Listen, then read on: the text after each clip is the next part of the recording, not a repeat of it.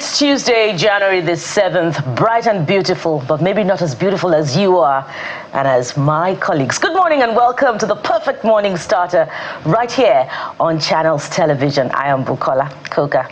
Hello guys, how have you been? Someone's got lines this morning. I don't know why she's so excited. But not as beautiful as you are. Wow. I don't know why she's so excited. Whatever it is, we would like to know. But welcome to the program. Jeffrey. I'm Jeffrey. It's not every day she's this excited. But who will be That's excited, not true. Jeffrey? I'm excited every day. That's not true. You can't be excited every day. No, on this side, I think it's understandable that she's excited. When you rest, you come with excitement. Welcome to the show.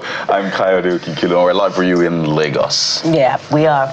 And what Welcome have you been tracking, guys? For me, I've just been looking at what's going on in Ghana. Nigeria and Ghana, we're kind of cousins, you know. So today, Mahama is going to be, what do you call it now? Who's the big cousin, Jeffrey? Who's the we're the bigger cousin. There's no dispute. No, by any no dispute. All right, go on. In every sense of the word. I'm sorry, my Ghanaian friends and brothers, but there's no controversy to that effect. We're cousins, but we're bigger cousins. Anyway. What about currency? Leave that side. Moving on to other issues. Moving on to other issues. So Mahama will be sworn in as president, but I like the way some of the system works. So last night, the 8th parliament was dissolved, so the new parliament will come. So I think the way it works that the parliament will be installed before even the president is sworn in.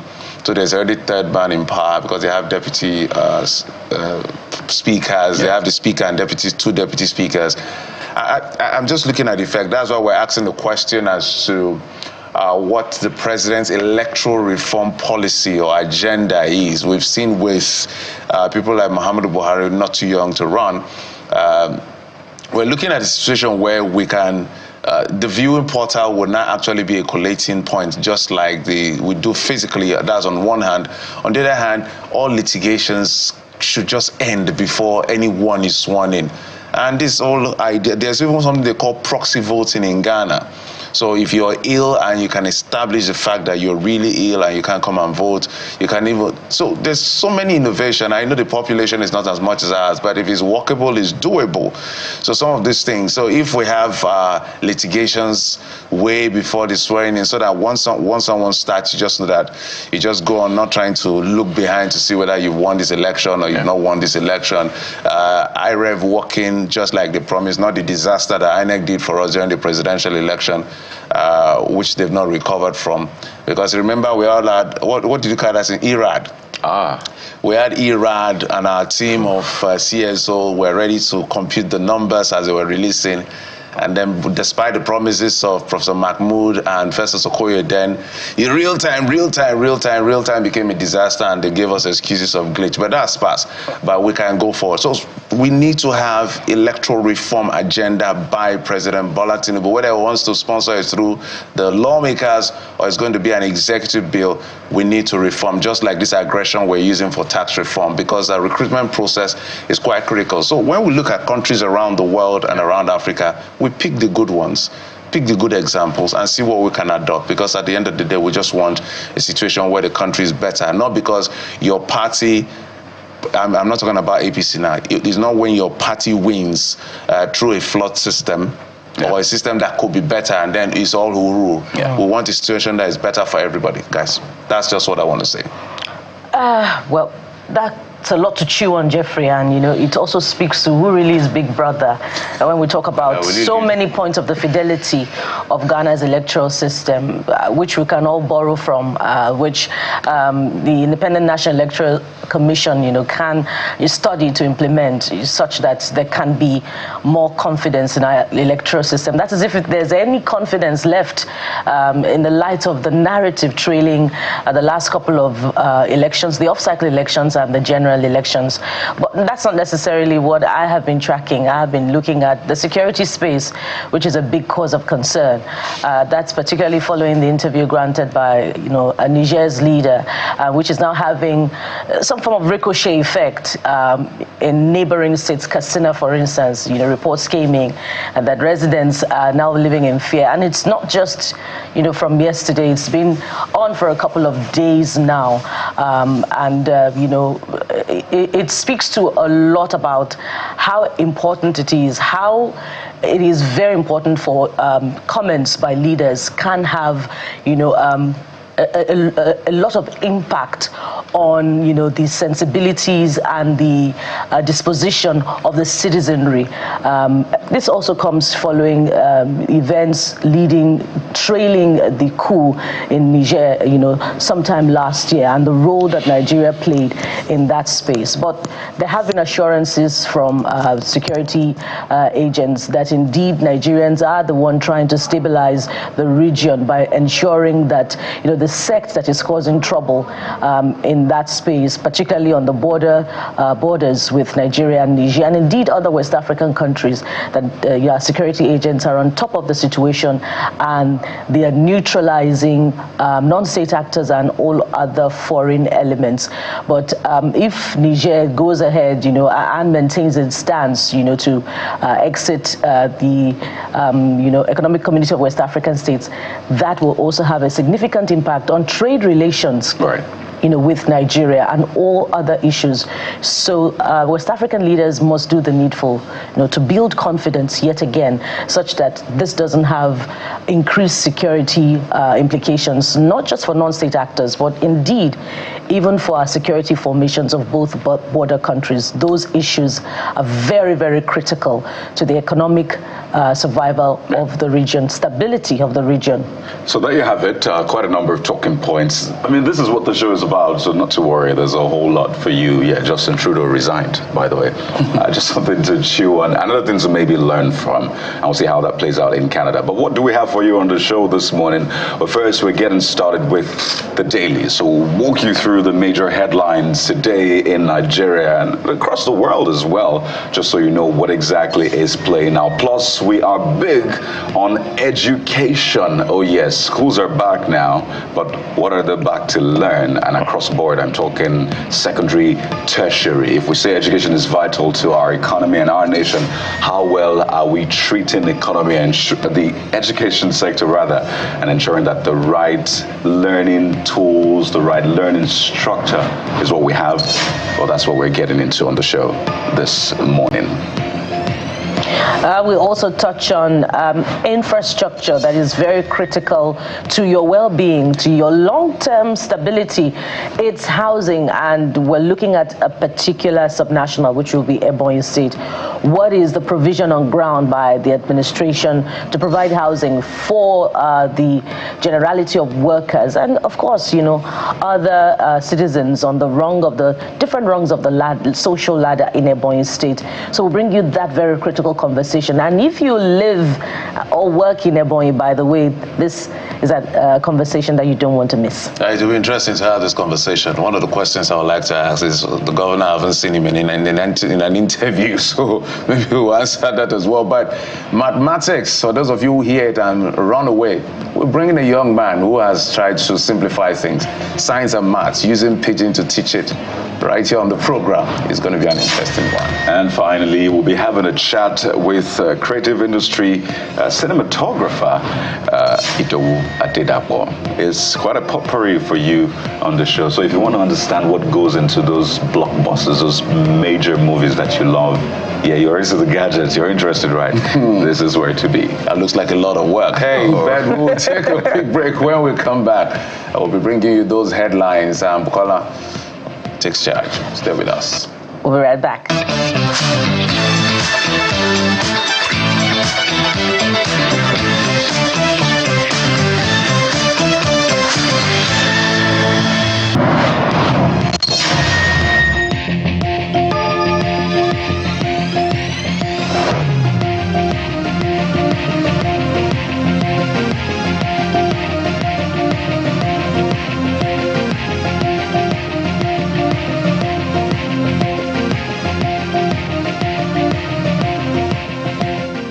Welcome back to the Morning Brief right here on Channels Television, and this is Truth Table 2.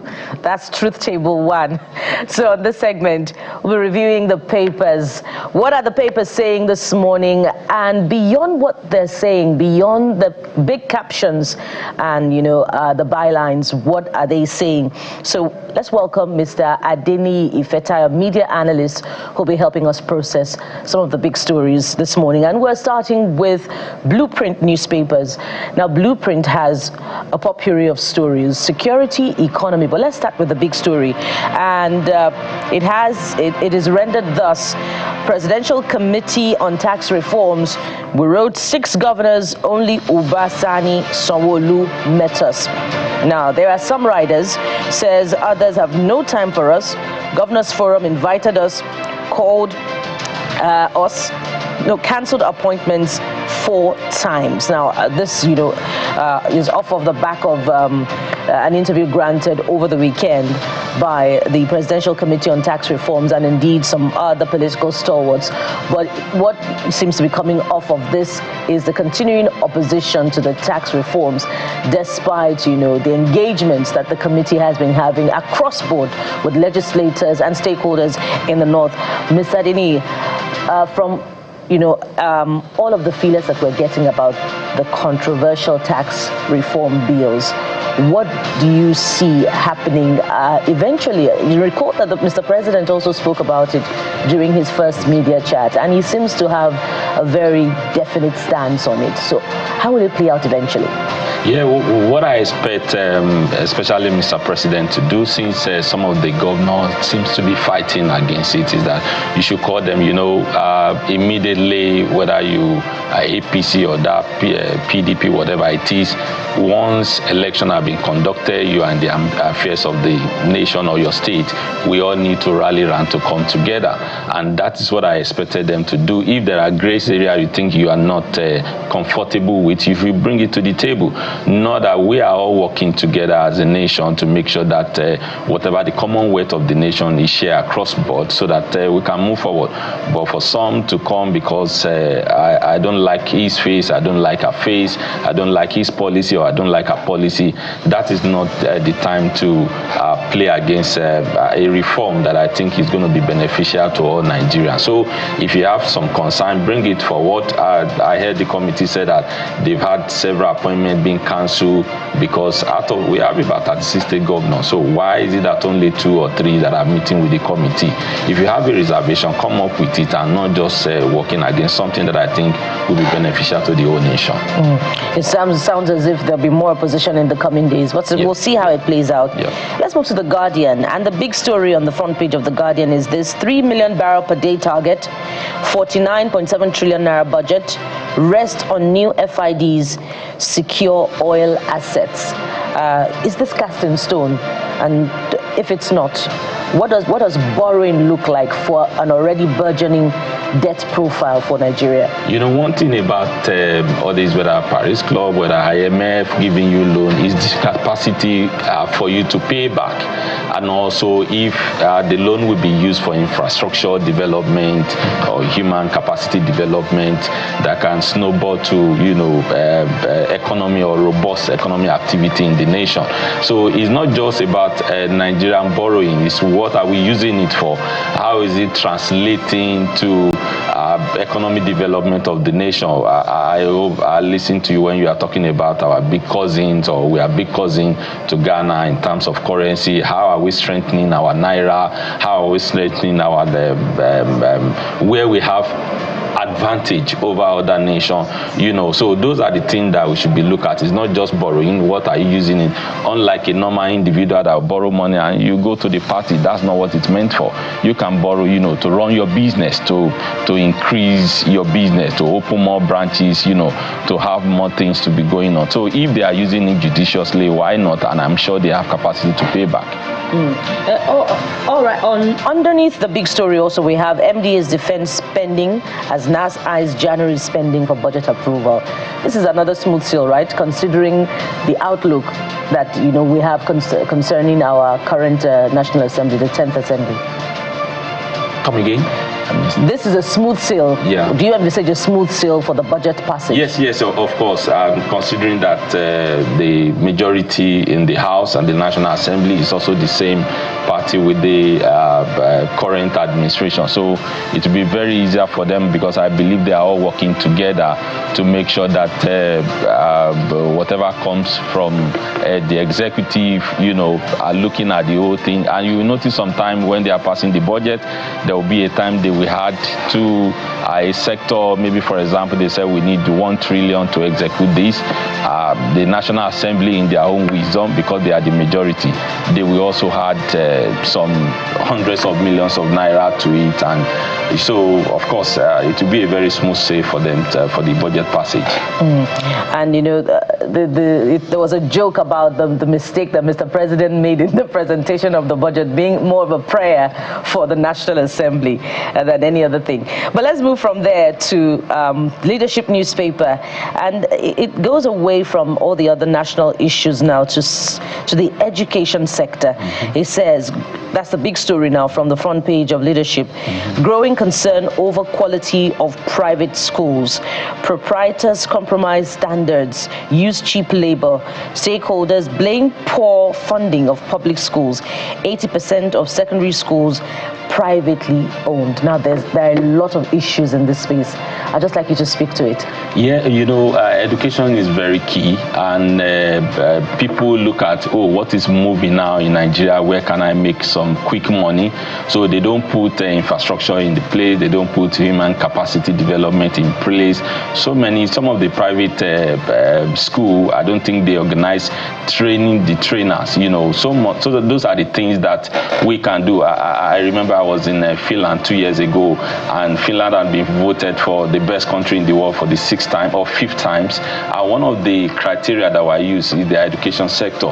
For you to teach just even a kindergarten or primary school, you must have a master's degree. It's not just because I have money to throw around, let me just establish school. And most of these schools, they are public school. So government need to do more funding, train the trainers. Some of our curriculum, what have been passed on in the last 20 years, we cannot work in this era and age. So our government have a role to play, and if you have enough resources to invest in education sector, being they say education is the best legacy that we can give to the upcoming generation. So do it with all your heart, put all what it takes. You consider so many schools, they are still using blackboard, not digitalized. You know, there should be an internet, you know, enabled in some of our schools so that they can learn real time. It's not just about the old things. You know, you can't continue to do the same thing the same way and expect different results. So this is what you get. And government too, also, I remember while I was in secondary school, unannounced, you know, some supervisor, they would just come from State Board of Education or whatever it is, you know. I don't think such thing happens. District officers. Yes, they will just come unannounced, and sometimes they will announce that we are coming to look at environment. You know, there should be so many measures put in place, and just like before you can own a university, they say you must have maybe, I think, 100 acres of land before you can, you know, not just somebody will just have a building and say, okay, let me put up, and sometimes most of the schools, they are short staffed, you know, because they are trying to micromanage the resources or the facility or the personnel that will run the education sector, and not just because this person is my family, I need to give him employment, just come and teach them their baby, their kids. No, because we are toying with our future. So many questions that, you know, could arise from that space. We could ask what education quality assurance officers in the different ministries of education are doing to monitor the private sector, and you know, we can't dismiss also the intervention that the private sector is providing in that space. But let's cover more ground now. This time it will be politics on the front page of the Nigerian Tribune, and it's the presidential candidate of the Labour Party in the 2023 presidential election that is speaking. It's titled New Year Message, My Life Under Threat, Obi alleges. Of course, you find further details of that story on page 15 of the Nigerian Tribune. And, you know, he's been speaking a lot lately about alliances, and without also not forgetting some of his, you know, attention, his drawing attention to other national issues that the administration should focus on.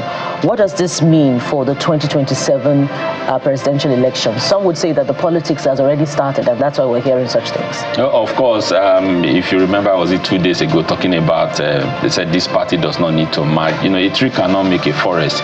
You need to collaborate, you need to synergize, and talking about the threat to his life, I don't think it's something that should be taken lightly, and these time one of the high-ranking police officers should approach and say, let's look at it, let's investigate. And I'm sure Nigeria will still need to do more on our database so that there's no, at least a number we send a message. It can be traced to an individual. Then you can pick it and investigate and know the rationale behind such message. And politics has already started. It's just all about numbers. And God helping us, some of our elections, they are still money induced. Not all, but we just pray that it will get better and people should be more aware, because you can't ask someone that somebody that want to rule your life in the next 4 years. You should be conscious of who is that person, and you can entrust such an individual with your vote come 2027.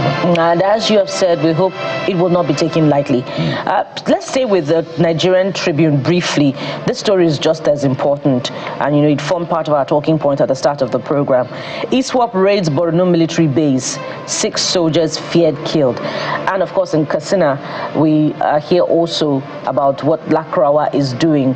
What are your thoughts on this developing situation, particularly with reports that many more are living in fear of their lives, following the tension between Nigeria and Niger Republic? Yeah, our security apparatus needs to be looking to, they need to collaborate more, synergize. It's not all about this is the military operation or this is a police operation. It's high time they come together. That also boils down to our data, and of course they should involve the traditional institution, because they are the one that sit in the local community that know who is the bad guys or who is the bad boys and all of that. And they've been talking about whistleblower. It's not just to be limited to just financial misappropriation alone. I think it should be extended. If you hear something or you see something that does not look right, say something. Let there be a number that you can call, let there be a message that you can send. And in those areas that we notice that we've been having difficulties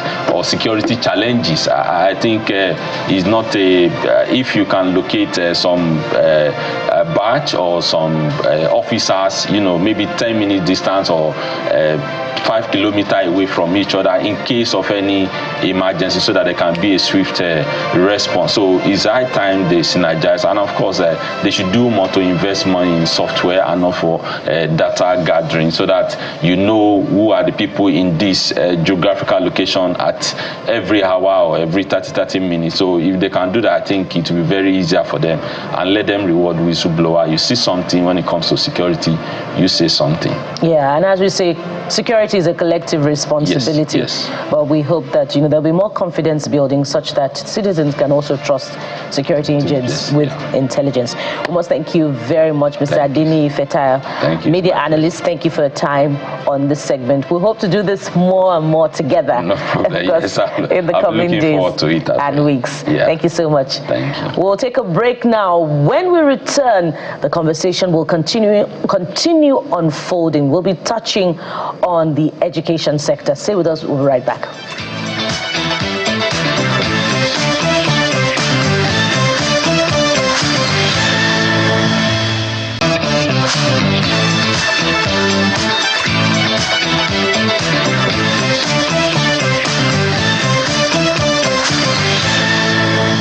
There's a talk about STEM, TVET, and the rest. But the point is, education should work for us. There's always that saying, infamous, I should say, school na scam. But so far, we've seen arguments for and against. So yet again, let's explore this conversation. And we're joined on the program by 4 gentlemen. Dr. Abdusabur Salam is the National Vice President and Chairman, Western Zone Senior Staff Association of Nigerian Universities, SANU, joins us virtually. We also have Chirota Akazeme, who is an educational strategist, neurodiversity advocate, an education specialist, as I said, joins us from Berkshire, UK, and Enimian Inegbedion, who is a founder Arcadia School of Lagos, also joining us virtually from Lekki. And right here in our studio is Mr. Mojeed Alabi, Chairman, Education Writers Association of Nigeria. Ladies and gentlemen, good morning and welcome to the Morning Brief. Good morning. Well, naturally, good morning. Good morning. Let me begin with Dr. Salam. And this is a very interesting one because you just look at the front pages, particularly leadership, says that growing concern over quality of private schools on the one hand. And then you see below that there's poor funding for public schools. So it looks like wherever you turn, there's one challenge or the other, and I'm talking across levels. So let's just start by taking your view of these challenges, because we say education is the bedrock, but it doesn't look like we're paying as much attention to that bedrock. So you wonder, what are we building on the bedrock if we're not even paying attention to bedrock? Well, thank you very much. I think just as you said, there are so many contradictions and so many problems with respect to the education sector in Nigeria. Looking at where we are today, you'll find out that our educational sector is not at all where it should be in terms of funding, in terms of state of facilities, in terms of welfare for service providers, and in terms of every other thing that should make the education system work for us in Nigeria. And that's why for us as Senior Staff Association of Nigerian Universities, we have made the issue of the state of the educational system, we have made it an issue at the front burner of all our engagements with government. We are far, far behind in terms of where we should be. And it behoves on everybody, every stakeholder, including the government, to be able to lift the standard of education as it is. There you have it. So it's a joint approach, but you look at what's playing out across the world, and for a moment you just wonder, how well are we in touch? It's one thing to tout certificates and say, I have this certificate, but what can that certificate really do? What does it mean in not just today's world, tomorrow's world? Because I think it's too late to prepare for today. The world prepares for tomorrow. So let me take this to any men in Ebonyi and just get a sense of how much work is going into preparing our students, our society, not just for today, but for tomorrow, and perhaps the challenges being faced, because we're talking STEM, TVET now, and not just the certificates. Any men? Yes. Good morning, everyone. I do believe that we have a long way to go. There are a lot of things that we have not included in thinking about the future for the children. What we have right is theoretical work. We get it right with the textbooks and making sure that we're meeting, those parts of the curriculum. But the softer skills, and when it comes to STEM, we really need to increase and be more serious and more focused on preparing our children for the future, because we don't even know what the future is. We're even behind because there's still AI. There are other things that we really need to think about, and we need to equip these children with all of these skills, because we actually don't know what the future holds. Education is changing rapidly, and as long as we teach them these skills, they'll be prepared for whatever comes their way. So, STEM, AI, there's some things that we really need to start to include in the curriculum, especially in public schools. All right, let's take it to Chirota, and let's start with the issue of curriculum. Some have said that the quality of education has dropped, but the standard remains the same. Perhaps contextualizing, saying it's still 5 credits you need to get to school, but when the output is seen, it leaves nothing much to be desired. So in your view, how do we start unpacking all of this, reflecting today's reality, just to piggyback on what the first guest had said? That's what Chirota. Good morning. So the thing that Nigerians have excellently, and we are world class at, is our diligence and our ability to actually put in an effort to garner results. The thing that we are not quite meeting up is updating our curricula, but to be able to do that, you actually need to have a consensus on how we build curricula. We actually need a return back to how we train teachers. We need to encourage teachers to be able to see a future in their career by investing in continuous professional development. And I think teachers need to not just be kind of focused on just the classroom and perhaps the administrative tasks, but more of how do we actually forge a future that makes sense for Nigeria as a whole by teaching these children. I am aware that so far, I teach in the United Kingdom, and I'm an educational strategist in the United Kingdom. I've had about a decade of a career in teaching. And so one thing that I have noticed that is similar is that in some schools, we have the IGCSE being rolled out, and it's becoming a global standard. If we were to follow the IGCSE and to be able to tweak that specifically to feature things that are unique to Nigeria, I think that would make quite an impact on the progress of Nigerian students and, of course, their eventual progress as people who will contribute to the economic status of Nigeria. Let's bring it to our Lagos studio. So, Mr. Enigbidion, let's talk about what she mentioned. Mr. Majid, my apologies. Let's talk about the things that has to do with the teacher themselves. There are so many parts to the education sector. I was looking at the budget. Good numbers, 3.2 trillion naira in 2025 budget. But we're also going to look at the issues of expenditure. But let's focus on the teachers themselves. Someone had said that we had the teachers training colleges those days, and that seemed to have produced better quality teachers than what we have today. I don't know, that should be debatable. What's your stand on it, and how do we improve on it? Because it's important those who communicate these things are properly trained. Yeah, thank you very much. Let me say good morning again. We have been on this path long before now, and it's quite unfortunate that we are back to the same point at the same time. What you need to realize is this. I've always been saying it, that larger percentage of the Nigerians who are into teaching, they are there, we call them passers-by. There are people who actually take it as alternative job, just because there is nothing that they want to do at the moment, and that's why you see a lot of individuals. You have to go back to your reward system until you could recollect that in those days when you had people who are respected, who are teachers in the society, when they say they are models, they are mentors to a lot of people. They are the people that the society saw as the face, as that the set of the people who can model their kids. But today, I don't know if anybody will want their children to become a teacher, just because the society has actually reduce the kind of the attention that should be given to education. And we have always been saying this, just like you said, that it is a fulcrum for national development. There cannot be any meaningful development except to go back to that education. Somebody was here now talking about Finland. I have kids of my friends who are in Finland. Somebody who was was already supposed to be in SS1 by now in Nigeria is still in Basic 9 over there. Yeah, but the kind of the training they receive is not.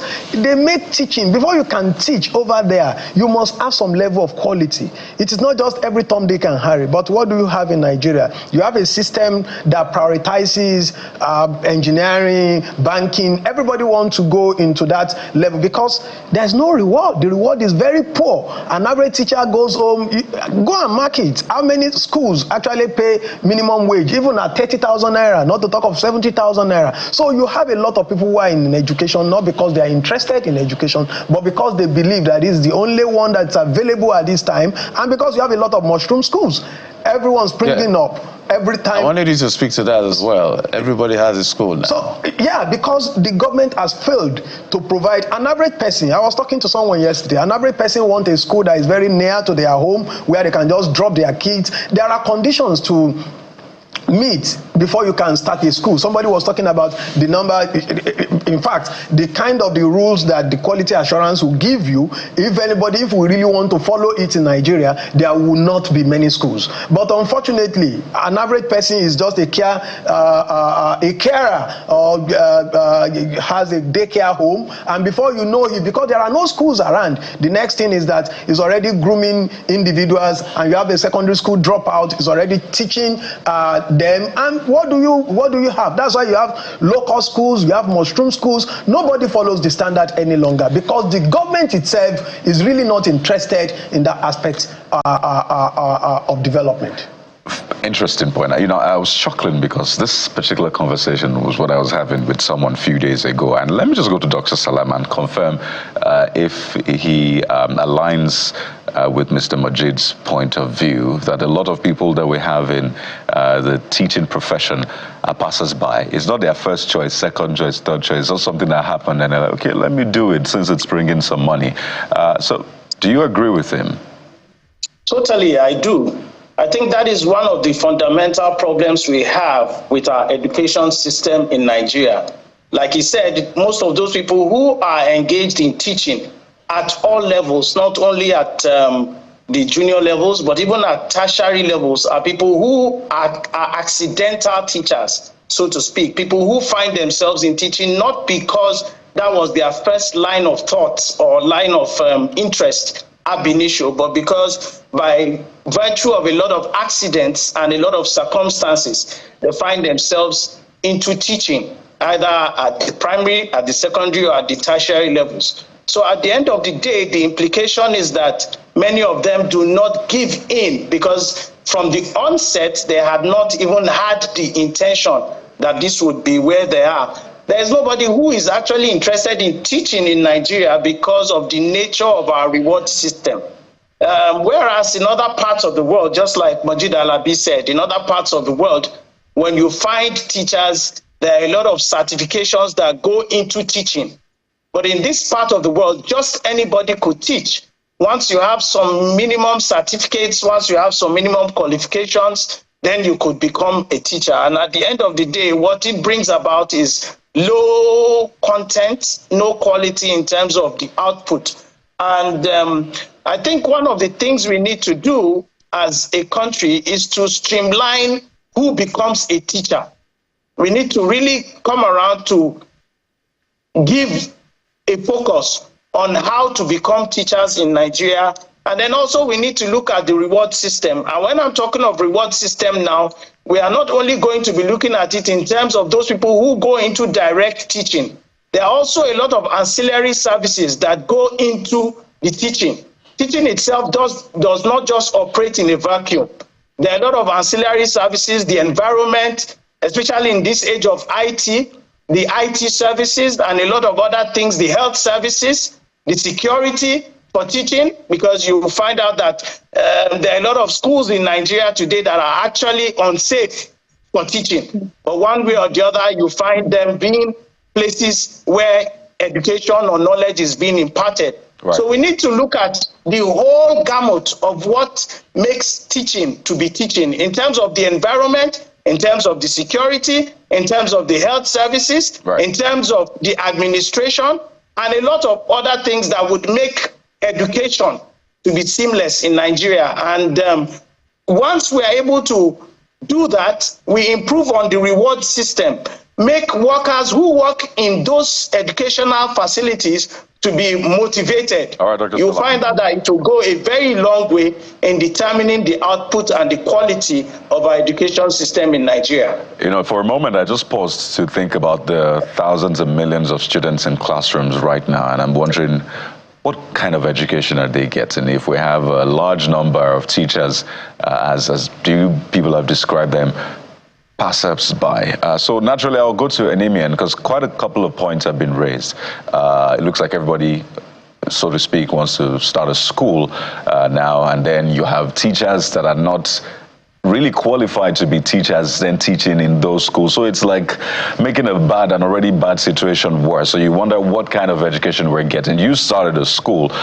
So what exactly pushed you to do that? Do you belong to the category of everybody just wants to start a school and get some money?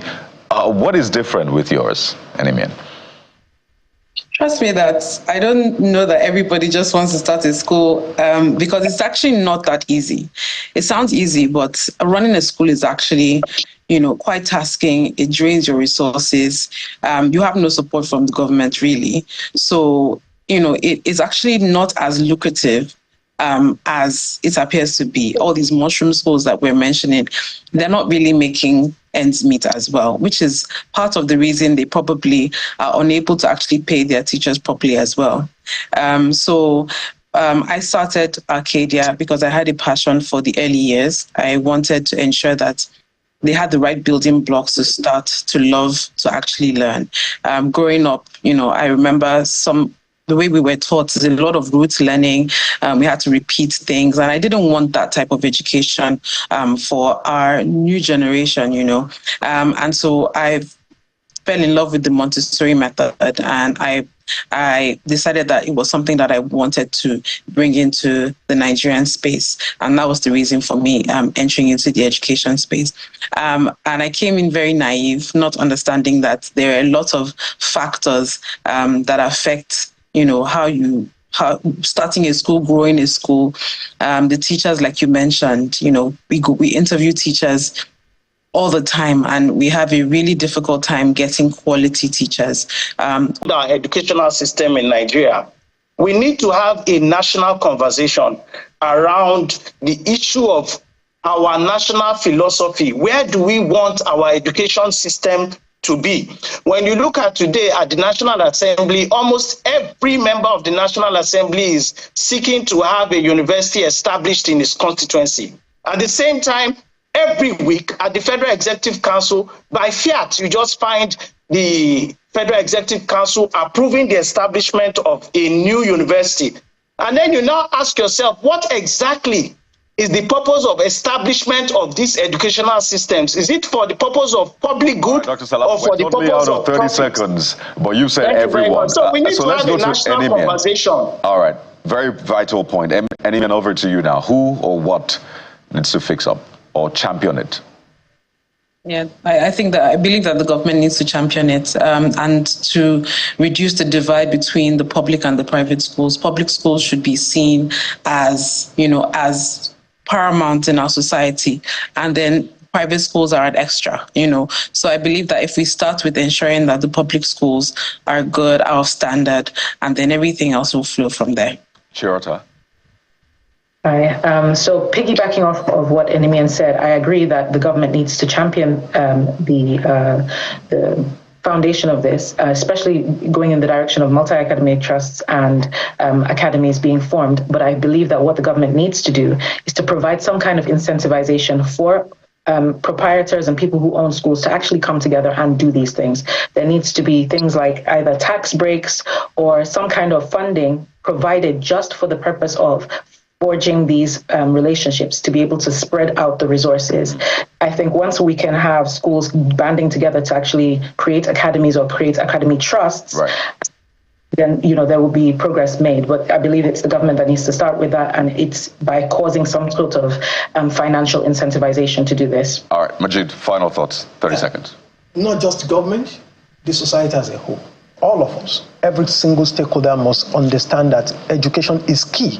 Once all of us, whether in church, at home, everywhere, we must rise. Government alone cannot do it. And that is why all of us should be able to be champions of quality and affordable education in Nigeria. You forgot to mention mosque, church, mosque. Everywhere, even spiritual houses, herbalists, everybody must come together. So nobody feels left out at this point. The religious minority. There you go. We don't talk about those exactly, people anymore. Right? Majid Alavi, Chairman, Education Writers Association of Nigeria, thank you for your time. We've also been speaking with Dr. Abdusabur Salam, National Vice President, Chairman, Western Zone, SANU, as well as Enimian Igbinedion, founder, Arcadia School, Lagos, and Chirota Akazemia, who is an educational strategist and neurodiversity advocate. Ladies and gentlemen, thank you so much, and may good education always win. Amen. Thank you. Amen. Thank you. Wherever did I get that from? But we'll take a moment now. When we return, we have more for you on the show. Please stay with us.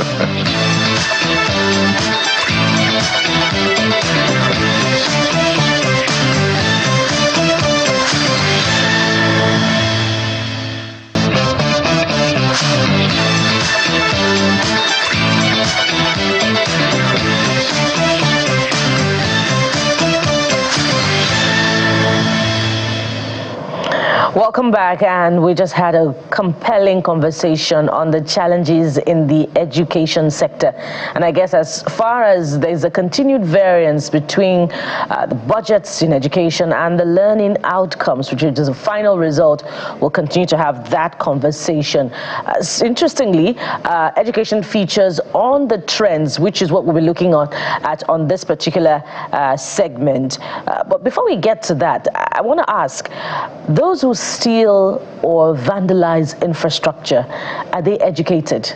Well, something for us to chew on. Don't forget that you can be part of the conversation. Hashtag CTV Morning Brief on all social media platforms, especially on X. So let's start with that. FCT police have arrested manhole thieves in Abuja and recovered some stolen items. So the first user this morning is Akogun, New York.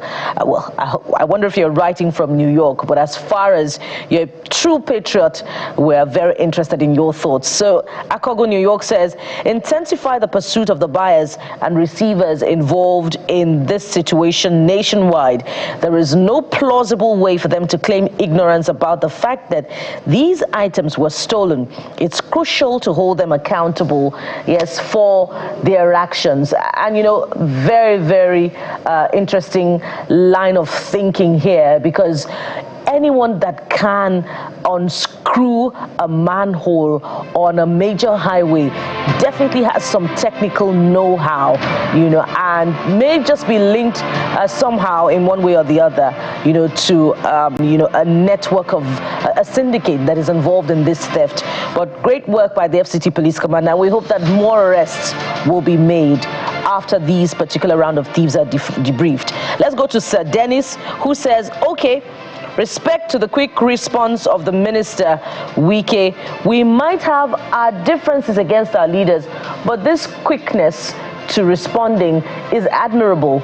We salute your efforts to restoring dignity and respect the power of social media. Of course, we know that, you know, that started off from the trends, and then we've seen a result very quickly. Ebitu is the next user. Ebitu Promise says, we want a better Nigeria, but see what's going on. Who are we going to blame here? Government or poverty or what? Anyway, the authorities should punish these acts of wickedness. We can't say that enough.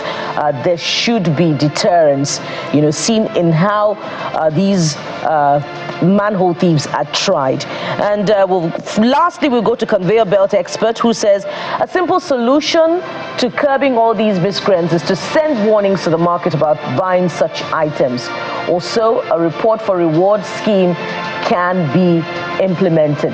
Indeed, perhaps we tie a reward to anyone who is able to provide information about someone who vandalizes public infrastructure, not just manholes. The iron bars on bridges too are vandalized. Stoppers, you know, the dividing medians between expressways, you know, the one onward a particular lane and the one outward, those things are vandalized as well, and it is so sad. Now let's touch on education, an aspect that is also generating reaction, particularly among those concerned. Speaking of which, the West African Examinations Council, WAEC, has announced a new initiative which will allow students to resit their WASC papers as early as January and February 2025. Remember, it's a receipt notification. So these people, this category of people, may have written or will have written the initial May-June WASC exams during that timetable, and then perhaps they, you know, didn't pass the compulsory mathematics and English. Then they can resit, or any other subject that is compulsory for them to head on into the university, they can resit. But there are more questions being asked. Speaking of which, Life Issues 1 is the first user this morning, who says, so that means students who failed certain subjects will no longer need to register for their whole exams, but those subjects they failed, right? If that's the aim, then the initiative is commendable. Well, this means evidently that there needs to be more clarification from the authorities in at the WAEC office, national, and perhaps other states, so that those concerned can be appropriately instructed and directed on what to do. There are more questions coming through on this particular one. Frenzy James says, how would they recite after they've already seen the questions and answers, or would they change the questions? Of course, this goes without saying that questions cannot be repeated. I believe there are tons of millions of questions from past examinations of the West African Examination Council that, you know, many more millions of students have sat for a long time ago that can be you know, recycled. Of course, and education is evolving, so education is developing. Let's go to the next user. Safety Andy Best says, that's good, but how do they intend to achieve the resitting while still maintaining May and June? Well, this is understandable if those who have those who have done the examination first in the preceding year, May, June, didn't make some papers, then they have the opportunity to resit for those papers that they failed the following year as early as May, as February and January, according to WAEC, January, February 2025. Will this be sustained? Well, we need more answers from the WAEC Council. Now let's go to the last talking point that you're reacting to this morning, which is security. Boko Haram attacks Nigerian army base in Borno, kills several soldiers, burns military vehicles, and artists needed or free, depending on how you search for this user, says, I simply don't understand how an army base gets overrun. Don't you have recon scouts? I believe that's reconnaissance scouts based at certain locations as an early warning to the main group, equipped with drone tech to extend their reach, in possession of fast egress vehicles. Or am I thinking too much? You're certainly not thinking too much. How much backup do our men have, those particularly on the war front fighting insurgency and banditry? Do they have or wear bulletproof vehicles? How many armored personnel carriers do they have, just so that they are fortified? So keep your questions coming in. Perhaps we'll have in the coming days another conversation with the defense headquarters. We shouldn't continue to lose our men. And we asked this question not too long ago to the defense headquarters, but we'll continue. It's an ongoing conversation. Let's go to the next user this morning, who is Irunia. I hope I got your name correctly. Pardon me if I did not. But Irunia says to us this morning, Boko Haram sneaking up on an army base in 2025 is wild. With all the modern tech out there, what happens to the billions security, trillions, more likely, more appropriately, in the last couple of years?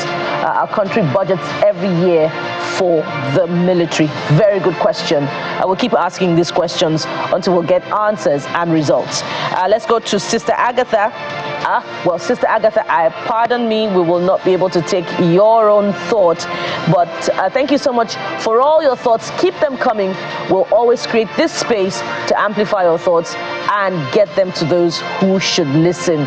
So speaking of your thoughts, hashtag CTV Morning Brief is the handle. We're moving on to the next leg of our conversation, and my brothers are standing by to take it up.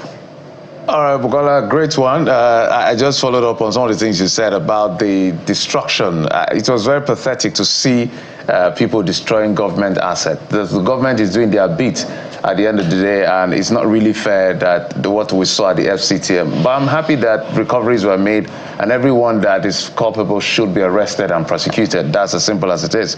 We already have a lot on our plate already. But hey, we'll move away from what you've been saying online to a conversation that shifts us to the southeast, and this time in Ebonyi State, by focus on infrastructure.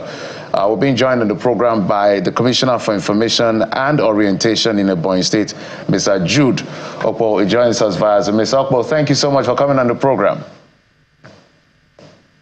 Thank you very much, and Happy New Year from here in Ebonyi State to have you. Yeah, I wanted to, before I asked you the question, I wanted to find out, because I realized that His Excellency the Governor, I don't think I've ever seen him in any TV interview talking to the press. I mean, an interview, whether during his campaign season or now. Is there a reason for that? No, that's not correct. I know very well that he granted the World Press Conference during the Supreme Court ruling. He also granted a live interview to Arise Television last year. In fact, he have appeared on television a couple of times, on live interview. Yes. Okay, I haven't seen it, so that's why I was asking. But let's get to the conversation. Maybe you thought hosted him, so that's why you're saying that. Maybe perhaps you're doing picture. All right, Mr. Jude, let's talk about some of the happenings in Ebonyi State, for instance. I know that our focus is on infrastructure, but I want to find out first, before we get to the core issues of infrastructure, let's talk about how the state has been able to manage security, especially the things that has to do with the sit-at-home order.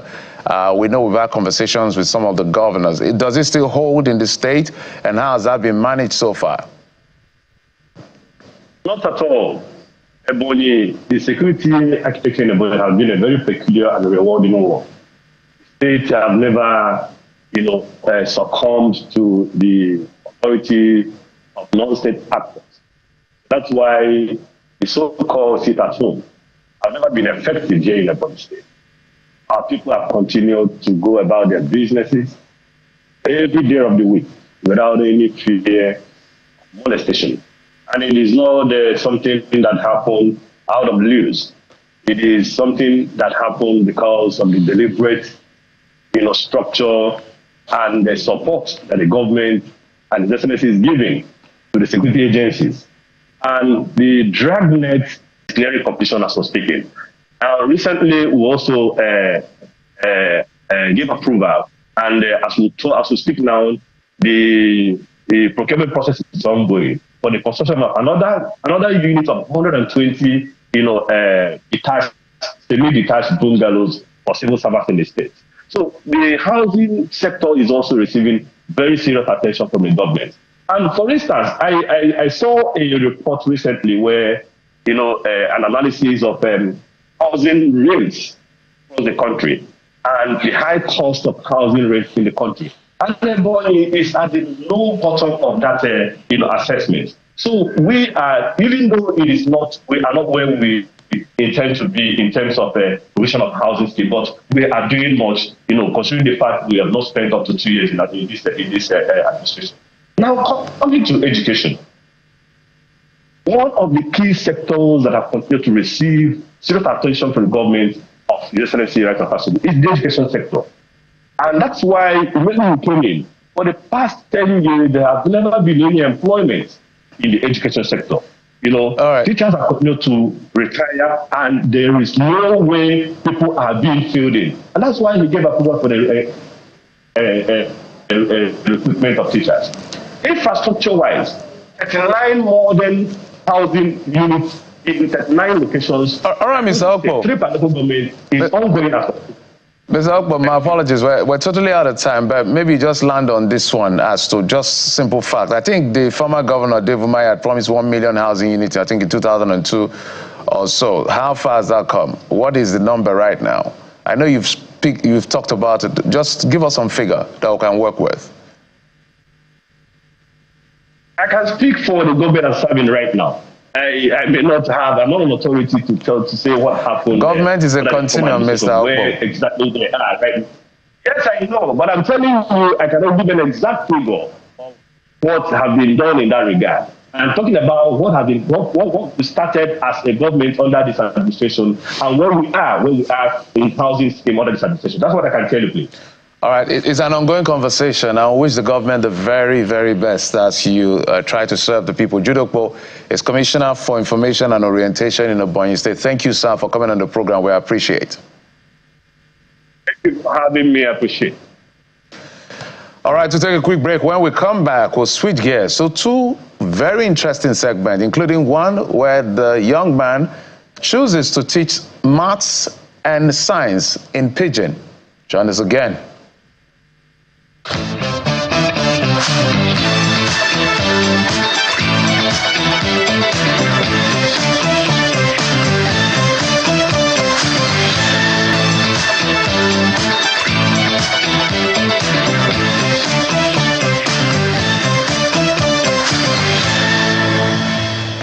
Welcome back. And so we're big on education this morning on the morning brief. So we're going to be learning mathematics, and guess what? We're learning it in Pidgin English. And the author of this unique concept is no other person than Otwebe Allison. Otwebe Allison is an educationist, is a mathematics teacher, and he's a teacher, an innovative teacher. He joins us today virtually. Good morning and welcome, Mr. Allison, to the program. Oh dear, we'll try as much as possible to get Mr. Allison back, but education is no longer inside the box. It is outside the box, and educationists are thinking outside that box, to bring solutions to individuals across board, and particularly, since COVID, when education had to continue and there could be no physical gathering, students continue to learn regardless of the challenges of that year. Perhaps, who knows, if this is one of the products of COVID. But Mr. Allison will speak to his innovation, he will speak to his experience, he will speak to, his backstory that brought him to this point. And there's so many questions to ask Mr. Allison on the show. So we'll take a break right now while we try to rectify the network issues, and then we'll bring Mr. Allison back on board. So stay with us, we'll be right back.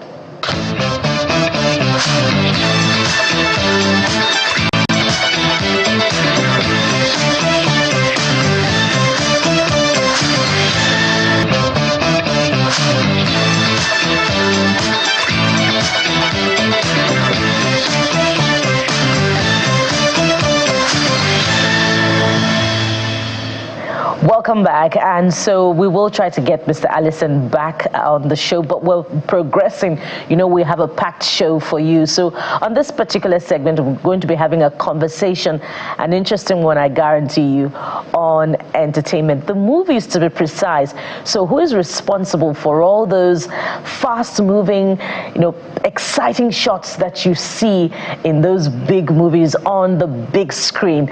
Let's speak with one of those amazing individuals who joins us on the program this morning. Let's welcome Mr. Idowu Adedapo, an amazing cinematographer. Good morning and welcome to the morning brief. Yeah, good morning. Good morning. We're glad to have you. And what's with the headgear, Chris? I couldn't help it. Very interesting. Talk to us about the headgear before we talk about the camera. All right. It's actually my signature. Okay. So that's what I choose. Every creative people, they have their own signature and way of, do you know that, this is this person doing this. So this is my signature. This is what I choose. Are you protecting your hair for some reason? And actually, I just liked it because what prompted this was I love watching Indian films. Okay. So, yeah. And I have a lot of them as a friend. That explains Namaste. it. And just friends, not language. And we used to watch a lot of Indian movies when we were growing up. Still. Exactly. Yeah. So you've contributed to a long list of body of work, even the one that is being talked about right now, Seven Doors, Alakada, just to mention a few. Talk to us about your journey. Why cinematography? Yeah. First of all, when I was young, when I was small, I like watching TV. Sometimes even when my mom or my parents took me to church, like let's go to church, I do run away from church to go and watch TV. So sometimes even at a point our TV stopped working, and I have to remove the tube inside that then it used to be like this turning thing. Yeah. So I will stay behind the box, which I'll ask my brother to stay behind the box, so I'll be watching it. So, and then I used to call it imagination TV. So even right from small, I love watching TV. So when the opportunity comes, so I quickly grab it, like, okay, fine. But then the journey wasn't easy while growing up, and But I love camera work because I always say, okay, how do they capture human being inside this thing? So that's really what me. So when I see someone that, okay, fine, is doing it, I say, okay, I would love to join. So that's the story behind it. Oh, beautiful. So when you see, because there's a lot of work that goes into television, that goes into filmmaking. So when you see the final output of your work, do you have a sense of fulfillment, that it has been well interpreted during post-production? Yeah, but not all. Because sometimes, you do some project which is filming, and you don't have time, because sometimes most of the producer, they might not be ready to take it to the editors. So sometimes they keep it for a while. So meanwhile, you can't wait for the project. You'll be somewhere else working on another project, and meanwhile, maybe that's the time they are ready to work on that, so you might not have time to monitor it, which is very, very, very good to see what you are doing.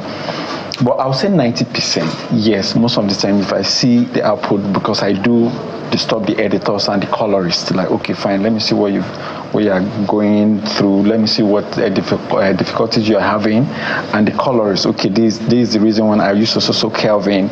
So the Kelvin is the color temperature. So I do communicate with them even before going on set. We do have a group, what they call a group chat, and we have color palettes that we work with. So, but even if I'm not there, they won't derail from what we come up with, and with the set designer. I asked that question because, sorry, Jeffrey, we're still having negotiations with Femi Adebayo on the need to release some amazing body of work from Seven Doors that were not released with the final output.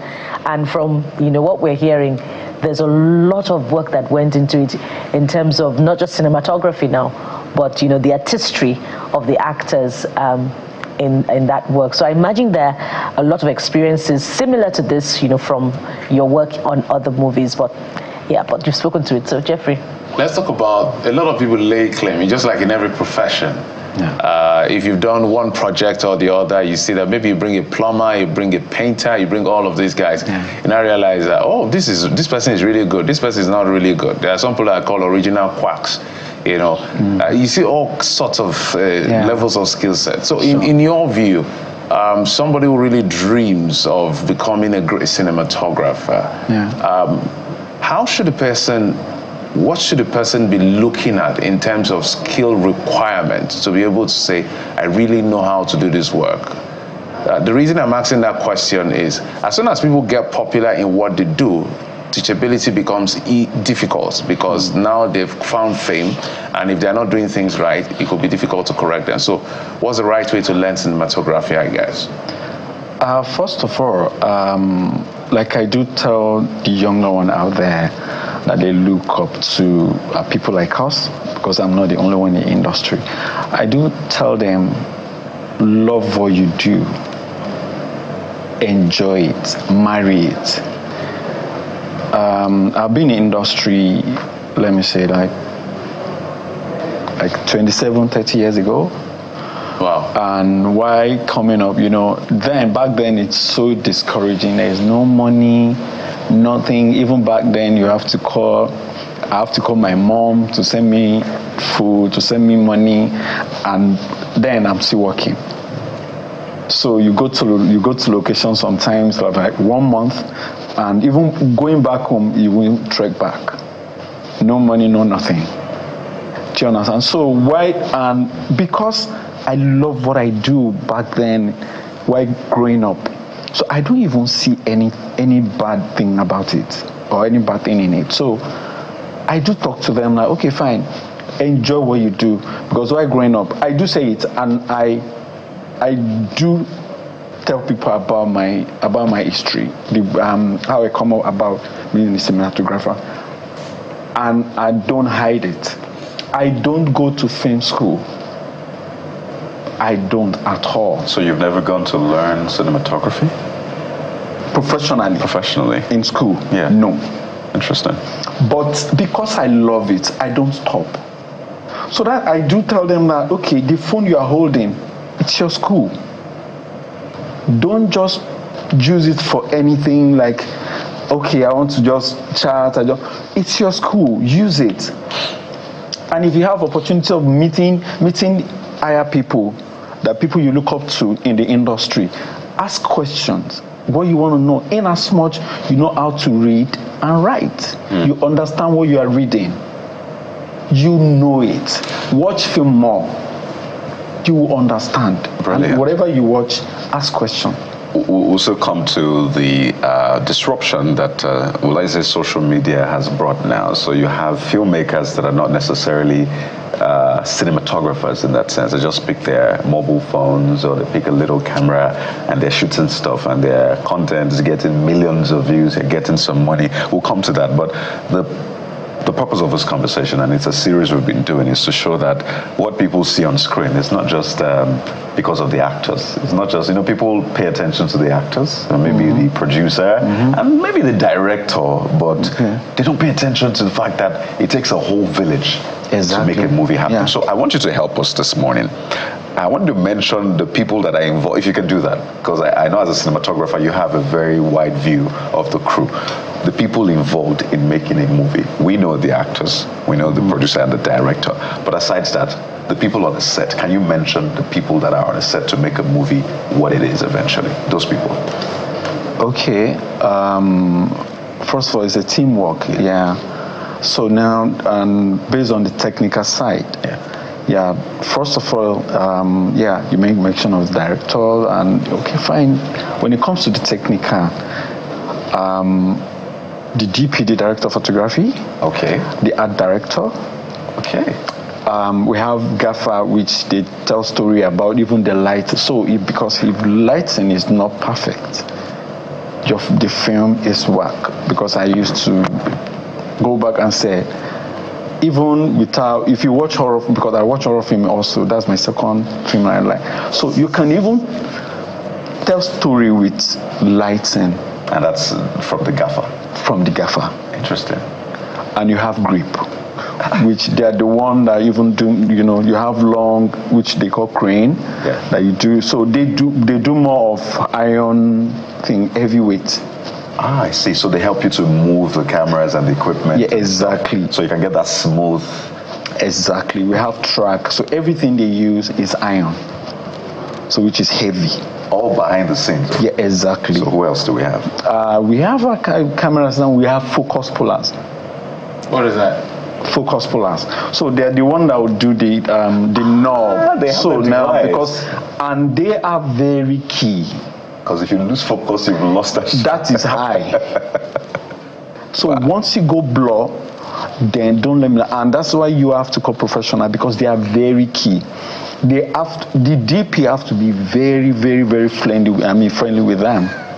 You have to, because it's like, dude, you don't get it. I can't see anything. Wow. Yeah. So because that's high. Because the camera itself, its brain, lens, and the focus puller, they have to have connection. I thought the cinematographer was doing that, the focus pulling. Yeah, back then. To get depth of field and all of those things. Yeah, back then, when we used to use a hand to focus, but now we have follow focus, that's autofocus. So the focus puller will sit here and the camera can be there, then we're controlling the knob and they will connect it. So that is very, very key, because no matter, even if you spend billions of nairas and the focus is not good, the entire thing wrong. I'm feeling the pain. I'm shooting a big budget and you just see the visual. So the focus puller is a small god. Exactly. Wow.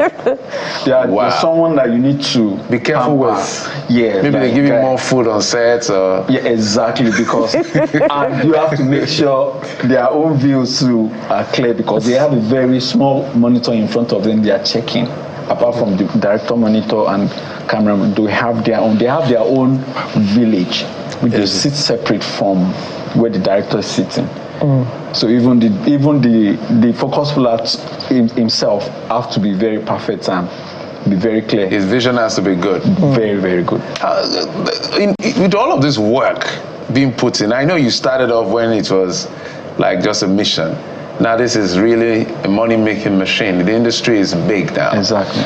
Are you guys getting the reward for the hard work you put in? Besides the, for instance, cinematographers don't get celebrated like the actors. Exactly. So, but at least is that compensated with the money you get? In Nigerian film industry, it depends on the relationship you have with the producers. Some producers, you like them. Sometimes, even till now, sometimes I pick scripts because I love it.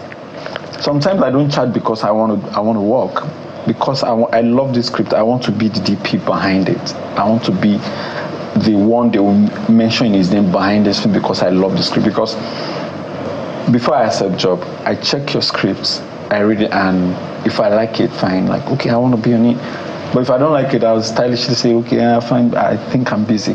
Well, you can't take that love to the market to buy food. That love that you have in this thing, take it to the market to buy food or car. Okay, let me now clear it. So now, the good thing about it is, though you don't know, you never can tell the film that will make waves out there. But sometimes you don't work because of the money. Maybe the way I was trained, I don't know. Sometimes by the time you're getting the review, sometimes you're like, if the reviews are not good and they're talking about, even you yourself, that, okay, the money is good, but right on set, this story is not, but the money is good. And you later now hearing the review, like, what's this? This is rubbish, the storyline, you'll be like, wow. And because if they now know you, like people like us and like, Mr. Views, this one, people will message you, like, what are you doing there? Why do you have to? Is it the money? So the offers that you stylishly turn down, are they from producers that don't pay well? It's not even the producer that don't pay well. He's not after the money. It's the story. It's the story, right? Yeah. If the story doesn't make sense. There's no how you get the money and you spend it. But the name out there. Because there's some people who see the film like, okay, fine. I don't think I can call this guy because the last project he did, I don't like it. Yeah. So off the cuff, who are those that you really like working with from experience? Off the cuff, if you mention, perhaps you could mention a few names. It's a set-up question. Just an advisory. I love all the people, all my clients. Politicians, spoken well. I love them. So you love all good. You love Funke Akindele, Femi Adebayo, Toyin Abraham, up to the lowest producer. Chioma Akpota, all of them. Everybody. Even up to YouTube producers. So what are some of the remarkable work you've done? I'm happy you mentioned about script. Because I was listening to him. Because there are some movies I see and I see behind the scene and the actor is reading, maybe they're interviewing, said, I read the script and I fell in love with it. And my heart's like, how did you fall in love with it? Just tell us you wanted money. Just don't tell us that. So tell us some of the projects you really are very proud to be part of.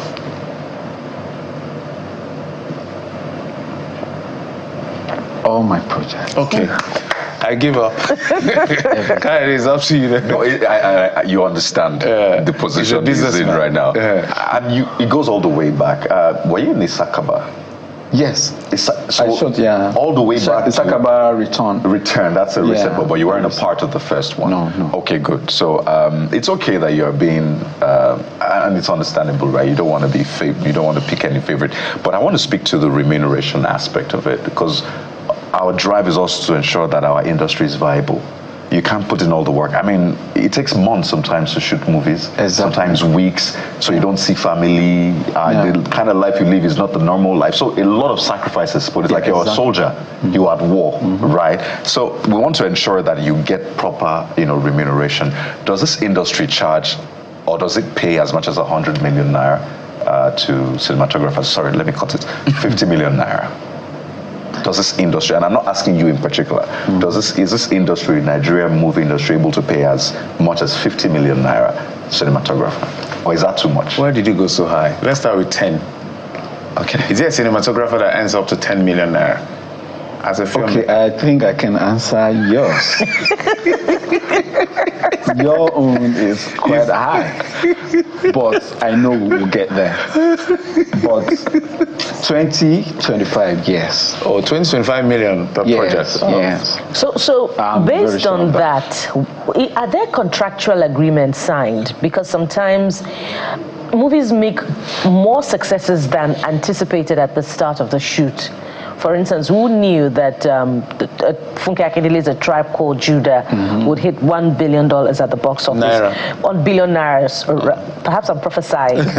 Amen. So when you see such, do you feel a sense of entitlement that, oh, this movie did a lot better than we thought it would do, at the box office, and so, we contributed collectively to the success, and we deserve a little more? Okay, why going on said, like, you have a contract, which does not include that. Okay. Here in Nigeria, except the producer have personal love, or you want to just do, okay, fine, after this project, take this. So even if they make $10 billion, you have no business with it on that again. You're being paid and after the project, and that's it.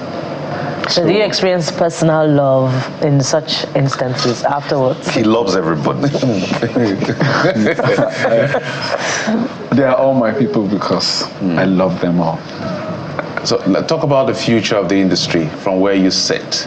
We're recording big numbers, at least from our level. We've done 1 billion. We're doing first week of millions of naira now and all of that. What do we need to do to really break the barrier just beyond the fuzz?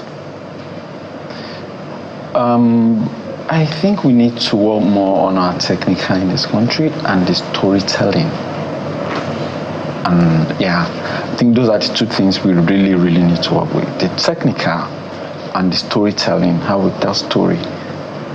We do more of, most of our film we do in Nigeria, it's more of drama. So I think we need to work on, action drama and then action proper, which I believe we're getting there little by little. Amazing. Thank you for being such a delightful interviewee and by avoiding all those traps that we set for you.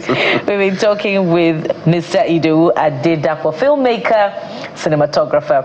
We thoroughly enjoyed this interview, and I'm speaking for Jeffrey and Kayode. Don't forget Mr. Views. Mr. Views. This is Mr. Views. With his band, what do you call it? Is it? No, it's not bandana now. What do you call Turban. it? Turban. Turban, yeah, that's the right word. So we look forward to having you again. All right. And that does it on the show today. Thank you so much for watching. We'll be back again tomorrow with another bumper package. I am Bukola Koka. Bye for now. I'm Jeffrey Uzoma. I'm sure you know why I'm laughing, bye-bye. And don't forget, it's not all about the money. Money is good, but make sure you make impact. Sunrise Daily is next. Have a great day.